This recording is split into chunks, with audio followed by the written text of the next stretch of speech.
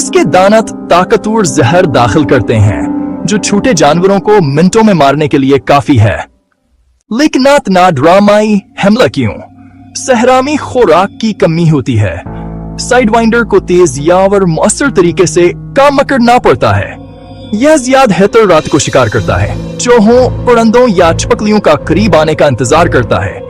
जैसे हयासे रीत में हलचल महसूस होती है, यह तैयार हो जाता है। एक तेज वार और खाना हाजिर है।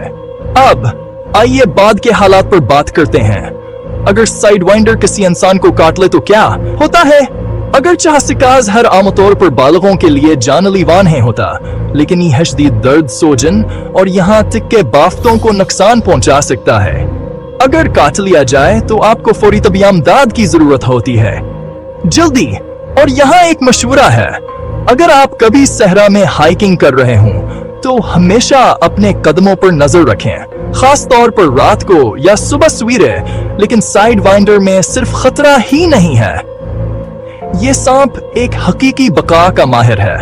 इसकी तिरछी हरकत सिर्फ दिखावे के लिए नहीं है, यहाँ से गड़बड़ी तक पर तेजी से हरकत करने में मदद देती है ताकि हस्का पीटन हजले और शिकारियों से आसानी से बच सके।